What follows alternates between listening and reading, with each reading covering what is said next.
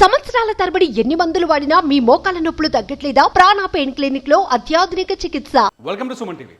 తెలంగాణ ప్రభుత్వం రైతు రుణమాఫీని ఆగస్టు 15వ తేదీన అంటే రేపటిలోపు 2 లక్షల వరకు రైతులకున్న రుణాల్ని మాఫీ చేస్తామని హామీ ఇచ్చింది. జూలై 15వ తేదీన జీవోని రిలీజ్ చేసింది. జూలై 18వ తేదీన మొదటి విడత అంటే ₹1,00,000 వరకు ఎవరికైతే బ్యాంకులో అప్పు ఉందో వాళ్ళ రుణాల్ని మాఫీ చేసింది. వాళ్ళకి కొత్త రుణాలను కూడా అందించింది. అట్ ది సేమ్ టైం రెండో విడతలో ₹1,50,000 వరకు మాఫీ చేసింది. వాళ్ళకి కూడా తిరిగి లోన్ని మంజూరు చేసింది. రేపు ఆగస్టు 15వ తేదీ నాటికి ₹2 లక్షల వరకు రుణాన్ని మాఫీ చేయబోతుంది. వాళ్ళకు కూడా రుణం మాఫీ తర్వాత బ్యాంకులో కొత్తగా లోన్లు ఇస్తారు. అయితే ఈ ₹2 లక్షల వరకు రుణమాఫీకి చిన్న చిన్న లిటిగేషన్స్ ఉన్నాయి, చిన్న చిన్న సమస్యలు ఉన్నాయి. రేపు ఎవరికైతే బ్యాంకులో 2 లక్షలు అంటే 1,50,000 పైన 2 లక్షల మధ్య ఎవరైతే ఉన్నారో, అంటే మీకు ఒకసారి చాలా స్పష్టంగా చెప్తాను, ఒక అంకెను చూపిస్తాను నేను. ఆగస్టు 15వ తేదీ నాటికి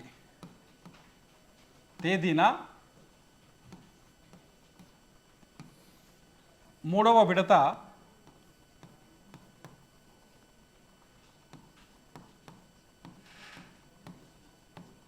ఎవరికి మూడో విడత రుణమాఫీ ఎవరికి జరుగుతుందంటే ₹1,50,000 నుంచి 2 లక్షలు ఎవరైతే బ్యాంకులో లోన్ ఉందో వాళ్ళకి రేపు పైసలు పడతాయి. ₹1,50,000 నుంచి 2 లక్షల వరకు ఎవరికైతే బ్యాంకులో అప్పు ఉందో వాళ్ళ అప్పు ఖాతాలో డబ్బులు జమ అవుతాయి. గవర్నమెంట్ రేపు వాళ్ళకి డబ్బులు జమ చేయబోతుంది. రెండో విడత ఏం చేశారంటే ₹1,01 నుంచి 1,50,000 వరకు మాత్రమే రుణమాఫీ చేశారు. ఇది రెండో విడత, సెకండ్ టర్మ్. మొదటి విడత ఏం చేశారు? 0 నుంచి ₹1,00,000 వరకు రుణాల్ని మాఫీ చేశారు. మరి చాలామందికి 2 లక్షలకు పైన బ్యాంకులో అప్పు ఉంటుంది రైతులకి. ఇప్పుడు ఎవరైతే మూడో విడత కేటగిరీలోకి వస్తున్నారో వాళ్ళకి 2 లక్షల రూపాయలకు పైన అప్పు ఉంటుంది. వాళ్ళ పరిస్థితి ఏంటి? వాళ్ళకి ఎంతవరకు రుణమాఫీ జరుగుతుంది? చాలా స్పష్టంగా మనం అర్థం చేసుకోవచ్చు. గవర్నమెంట్ చాలా క్లియర్గా చెప్పింది ఏంటంటే బ్యాంకులో 2 లక్షలు ఉండొచ్చు, 2,50,000 ఉండొచ్చు, 3 లక్షలు ఉండొచ్చు, వాళ్ళకి కూడా రుణమాఫీ జరుగుతుంది. ఉదాహరణకి 2,50,000 ఉందనుకున్న బ్యాంకులో లోన్, నాకు కూడా ₹2 లక్షల రుణమాఫీ జరుగుతుంది. గుర్తుపెట్టుకోండి, చాలా క్లియర్గా ఈ పాయింట్ గుర్తుపెట్టుకోండి.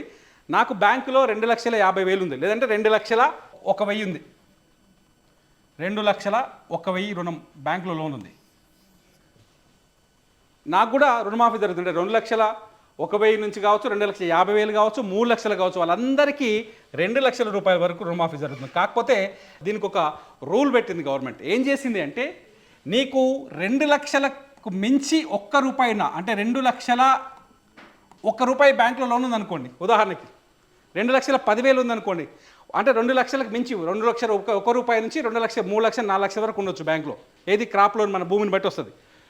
వాళ్ళు ఎక్సెస్ ఉన్న రుణాన్ని, అంటే 2 లక్షలకు పైన ఎంత రుణం ఉందో, ఇక్కడ ₹1,000 ఎక్కువ ఉంది, ఈ ₹1,000 చెల్లించాలి, ఈరోజే ముందే చెల్లించాలి. ఇందులో 50,000 ఎక్కువ ఉంది, ఈ 50,000 ముందే చెల్లించాలి. అప్పుడు 2 లక్షల రుణమాఫీ వస్తుంది. అంటే 2 లక్షల కంటే మీ అప్పు ఎక్కువగా బ్యాంకులో ఉంటే, అంటే మీకు 3 లక్షలు ఉంటే ఎక్స్ట్రా ఉన్న ₹1,00,000 లోన్ చెల్లిస్తేనే ఆ 2 లక్షల లోన్ మాఫీ మీ అకౌంట్లో జమ అవుతుంది, లేకపోతే జమ కాదు. రేపు 2 లక్షల పైన ఎవరికైతే బ్యాంకులో అప్పు ఉందో, ఫర్ ఎగ్జాంపుల్ నేను నా పోయినసారి పంటకు ₹2 లక్షల లోన్ తీసుకున్నా. 2 లక్షల లోన్ తీసుకుంటే సంవత్సరం నుంచి మిత్తి 2,20,000 అయింది. ఆ 20,000 కడితేనే ₹2 లక్షల లోన్ మాఫీ అవుతుంది. ఆ 20,000 కట్టకపోతే మాఫీ కాదు. గవర్నమెంట్ గంప గుత్తగా చాలా క్లియర్గా చెప్పింది. నువ్వు తీసుకున్న అప్పు కావచ్చు, దానికి మిత్తి కావచ్చు, లేకపోతే దానికి పెనాల్టీలు కావచ్చు, ఇవన్నీ కలిపితే 2 లక్షల లోపు ఉంటే ఆ 2 లక్షల వరకు మాత్రమే రుణమాఫీ చేస్తానని చెప్పింది. రేపు ఎవరికైనా ₹2,01,000 ఉందనుకోండి, వాళ్ళకి రుణమాఫీ జరగదు. చాలా క్లియర్. ఆ ₹1 నువ్వు పోయి బ్యాంకులో డిపాజిట్ చేస్తే అప్పుడు ఆ 2 లక్షలు నీకు మాఫీ వస్తుంది. అప్పుడే నువ్వు మళ్ళీ లోన్ తీసుకోవడానికి వీలుంటుంది. 2,10,000 ఉందనుకోండి, ₹10,000 నువ్వు బ్యాంకుకు పోయి డిపాజిట్ చేస్తేనే 2 లక్షల వరకు మాఫీ వస్తుంది. నీకు మాఫీ మంజూరు అయి ఉంటుంది, కానీ నువ్వు ఎక్స్ట్రా దానికంటే ఎక్కువ ఉన్న మొత్తాన్ని నువ్వు బ్యాంకులకు పోయి డిపాజిట్ చేయాల్సిందే. అప్పుడు డిపాజిట్ చేస్తే 2 లక్షల వరకు నీకు రుణమాఫీ జరుగుతుంది. ఈ క్లారిటీ లేని వాళ్ళు ఏం చేస్తారంటే కన్ఫ్యూజ్ అయినాయి, నాకు రుణమాఫీ జరగలేదు అని లొల్లి పెడతారు, బ్యాంకుల చుట్టూ తిరుగుతారు, పాస్ పుస్తకాలు పట్టుకుంటారు, అటు ఇటు పోతారు, కన్ఫ్యూజ్ అవుతారు. మీరు ఎప్పుడైతే గవర్నమెంట్ ఇచ్చిన రూల్స్ ఏంటో చాలా స్పష్టంగా తెలుసుకోగలిగితే రుణమాఫీ ఎందుకు రాలేదో అర్థమవుతుంది. మళ్ళీ ఈ వీడియోలో కూడా చాలా స్పష్టంగా చెప్పాలనుకుంటున్నాను నేను, ఎవరెవరికి రుణమాఫీ జరుగుతుందంటే 12 డిసెంబర్ 2018 నుంచి లోన్ తీసుకున్న వాళ్ళకి, మంజూరైన వాళ్ళకి,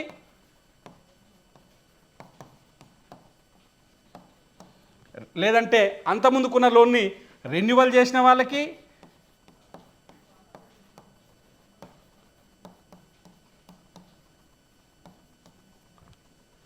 డిసెంబర్ 2018 నుంచి లోన్ ఆ తర్వాత మంజూరైన వాళ్ళకి, కొత్తగా ఎవరైనా బ్యాంకుకు పోయి లోన్లు తీసుకున్న వాళ్ళకి, లేకపోతే అంతకుముందుకున్న లోన్లను రెన్యువల్ చేసిన వాళ్ళకి మాత్రమే రుణమాఫీ వస్తుంది. అది 2 లక్షల రూపాయల వరకు మాత్రమే వస్తుంది.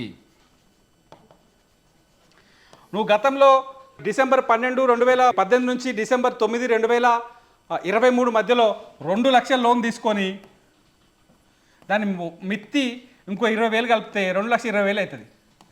ఏం చేస్తాం? బ్యాంక్ దగ్గర పోయి, అరే నేను తీసుకుంది 2 లక్షలే పోయి, మొత్తం నా లోన్ 2 లక్షలే, మొత్తం మాఫీ కావాలి కదా, నువ్వు ఎట్లా ఆపినావు నాది మాఫీ కాకుండా అంటే 20,000 పెరిగిందిగా, మరి 20,000 బ్యాంకు కట్టాలి. గంప గుత్తగా లెక్క పెట్టుకోరు. ఒకసారి ఆలోచించుకొని ఏం చేయాలంటే, మీ మొత్తం బ్యాంకులో అప్పు ఎంత ఉందో అందులో ఒక 2 లక్షలు తగ్గిస్తామని చెప్పింది గవర్నమెంట్. ఆ 2 లక్షలు తగ్గించడానికి అది ఆ లోను డిసెంబర్ 12వ తారీఖు 2018 నుంచి మొదలు పెడితే 12/12/2018 నుంచి మొదలు పెడితే 9/12/2023 మధ్యన తీసుకొని ఉండాలి ఆ లోన్ని. ఇది విషయం. ఈ స్పష్టత లేకుండా కన్ఫ్యూజ్ అయ్యి బ్యాంకుల చుట్టూ తిరిగి ఆన్కిన్కి పైసలు ఇచ్చి నేను మాఫీ చేపిస్తా అంటే ఎవరైనా బ్రోకర్లు కూడా తయారయ్యాల పట్ల కన్ఫ్యూజ్ అయ్యి ఆన్కిన్కి పైసలు ఇచ్చి గలీజ్గా దెబ్బ తినొద్దు, కన్ఫ్యూజ్ కావద్దు, గవర్ కావద్దు. చాలా స్పష్టంగా మీకు డౌట్లు ఉంటే మీ మండల ఆఫీస్లో ఒక ఎంక్వైరీ కేంద్రం ఉంది. ఎవరికి రైతు రుణమాఫీ పైన అవగాహన కల్పించడం కోసం, లేకపోతే మీకు అన్ని అర్హతలు ఉండి రుణమాఫీ జరగకపోతే మీ రుణమాఫీ ఫిర్యాదులు స్వీకరిస్తారు. వాళ్ళ దగ్గరికి వెళ్ళి మీరు క్లారిటీగా నీకెందుకు రుణమాఫీ జరగలేదో తెలుసుకుంటే సరిపోతుంది. చాలా స్పష్టంగా తెలుసుకోండి. రేపు 2 లక్షల కంటే ఎక్కువ మొత్తం బ్యాంకులో అప్పు ఉంటే, అసలు మితితో కలిపి ఎక్కువ అప్పు ఉంటే వాళ్ళకి రుణమాఫీ జరగదు. ఆ 2 లక్షలకి పైన ఎంత పైసలు ఉన్నాయో బాకీ, ఆ పైసలు కడితేనే మీ రుణమాఫీ జరుగుతుంది. అంటే మీరు ఖచ్చితంగా మీకు రుణమాఫీ మంజూరు అయి ఉంటుంది. ఆ మిత్తి కట్టినాడే మీ బ్యాంక్ అకౌంట్లో పైసలు జమ అవుతాయి. ఎందుకంటే 3 లక్షలు అప్పు తెచ్చుకొని 2 లక్షలు అప్పు తెచ్చుకొని 20,000 మిత్తి అయింది. మరి ఒకసారి కట్టాలి, కడతానికి కట్టలే. ఒకసారి కట్టాలంటే మనం 20,000 కట్టాలి, గవర్నమెంట్ మన తరఫున 2 లక్షలు కడుతుంది. ఇదన్నమాట లెక్క. కన్ఫ్యూజ్ కాకుండా రుణమాఫీ పైన గవర్నమెంట్ అధికారుల దగ్గరికి వెళ్ళండి, లేకపోతే మీ బ్యాంక్ అధికారుల దగ్గరికి వెళ్ళండి, లేకపోతే మీ వ్యవసాయ సహకార కేంద్రాలకు వెళ్ళండి, లేకపోతే మండల కేంద్రాల్లో ఉన్న హెల్ప్ లైన్ సెంటర్లకు వెళ్ళి ఒకసారి మీ పాస్బుక్ తీసుకెళ్ళి, మీ బ్యాంక్ స్టేట్మెంట్ తీసుకెళ్ళి క్లారిఫికేషన్ తెచ్చుకోండి. ఎందుకు ఈ వీడియో చేస్తున్నా అంటే, చాలామంది కన్ఫ్యూజ్ అయ్యి మేము చేసిన ఒక వీడియోకి బోల్డ్ అని ఫోన్ కాల్స్ వచ్చాయి. నాకు రుణమాఫీ కాలేదు, నాకు అన్ని అర్హతలు నాకు కాలేదు, బ్యాంక్ అధికారులు మోసం చేస్తున్నారని మాట్లాడుతున్నారు. మీరు క్లారిటీగా తెచ్చుకొని మీ అకౌంట్ని ఒకసారి సరి చూసుకుంటే, ఈ తేదీలతో మీరు సరి చూసుకోగలిగితే ఖచ్చితంగా మీరు రుణమాఫీకి అర్హత పొందుతారు. అన్ని అర్హతలు ఉన్నప్పటికంటే 2012, 12, 2018, 12/12/12వ తేదీ నాటికి మీరు లోన్ తీసుకొని ఈ డేట్ల మధ్యన మీరు లోన్ తీసుకొని ఉండి అయినప్పటికీ రుణమాఫీ కాలేదంటే ఖచ్చితంగా ఏదో టెక్నికల్ రీజన్ ఉంటుంది. వాళ్ళు ఫిర్యాదు చేస్తే 30 రోజుల్లోనే పరిష్కారం చేస్తామని గవర్నమెంట్ చెప్తుంది. ఇంకొక పాయింట్ ఏంటంటే, రేషన్ కార్డును తీసుకుంది. రేపు 2 లక్షల విషయంలో చాలామందికి ఈ రేషన్ కార్డు సమస్య ఎదురుపడబోతుంది. రేషన్ కార్డుని ప్రామాణికంగా తీసుకుంది. ఉదాహరణకి నాకు తెల్ల రేషన్ కార్డు లేకపోతే ఇంకో రేషన్ కార్డు ఉందనుకోండి. నా రేషన్ కార్డులో ఎవరెవరి పేర్లు ఉంటాయి? నా పేరు ఉంటుంది, నా భార్య పేరు ఉంటుంది, నా పిల్లల పేర్లు ఉంటాయి.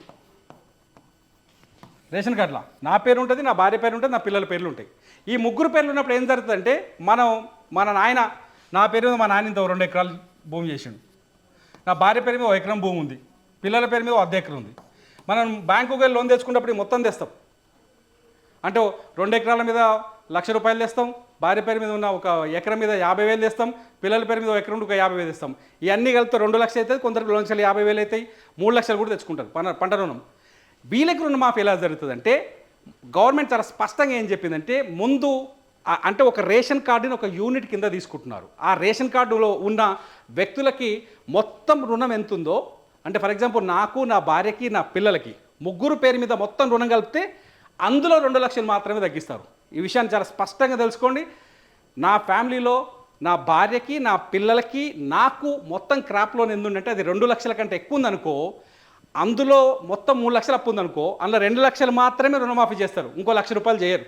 అదేంది నాకు 2 లక్షలు ఉంది, నేను రైతునే, నా భార్య సపరేట్గా ఉంది, పొలం ఆమె పేరు మీద ఉంది, ఆమెకు సపరేట్గా చేయొచ్చు కదా అంటే గవర్నమెంట్ అలా చెప్పట్లేదు. అందుకే రేషన్ కార్డుని ప్రామాణికంగా తీసుకుంది. రేషన్ కార్డులో ఫ్యామిలీని గుర్తించి ఆ ఫ్యామిలీ మొత్తానికి ఉన్న లోన్లో 2 లక్షలు మాత్రమే రుణమాఫీ చేస్తాము అని చెప్తోంది. సో కన్ఫ్యూజ్ కావద్దు. ఇక్కడ కూడా ఇంకొక విషయం చెప్తోంది. మొదట మహిళా రైతు అయితే ఇప్పుడు ఫర్ ఎగ్జాంపుల్ నాకు నా భార్యకి ఇద్దరికి లోన్ ఉందనుకోండి బ్యాంకులో, ఫస్ట్ నా భార్య పేరు మీద ఎంత లోన్ ఉందో దాన్ని క్లీన్ చేస్తుంది. ఉదాహరణకి నా భార్య పేరు మీద ₹1,00,000 లోన్ ఉందనుకోండి, ఆ ₹1,00,000 లోన్ని మాఫీ చేసిన తర్వాత నా లోన్ లెక్కలకు తీసుకుంటుంది. దాన్ని దామాషా పద్ధతిలో తీసుకున్నామని చెప్పింది. సో కన్ఫ్యూజన్ అక్కర్లేదు. చాలా క్లియర్గా రేషన్ కార్డు ఉన్నవారికి, రేషన్ కార్డు లేని వారికి అని తేడా లేదు. గవర్నమెంట్ చాలా స్పష్టంగా చెప్పింది. రేషన్ కార్డు లేని వాళ్ళకు కూడా రుణమాఫీ చేయబోతుంది. కాకపోతే ఎవరైతే రేషన్ కార్డులో ఉంటారో వాళ్ళ అందరినీ ఒక యూనిట్గా తీసుకొని ఆ అందరికీ ఉన్న మొత్తం అప్పులో ఒక 2 లక్షల్ని మాఫీ చేయబోతుంది. ఇది ఒక్కసారి మీకు రుణమాఫీ పైన రిలీజ్ అయిన జీవోని చదువుకుంటే అర్థమవుతుంది. లేకపోతే మీ దగ్గరలో ఉన్న మీ బ్యాంక్ అధికారి దగ్గరికి వెళ్తే ఓపిక్గా వెళ్ళి నిలబడి అడిగితే ఆయన స్పష్టత ఇస్తారు. ఇది ప్రభుత్వ జీవో ద్వారా రుణమాఫీ పైన ఉన్న సందేహాలకు సమాధానాలు. చూస్తూనే ఉండండి సుమన్ టీవీ.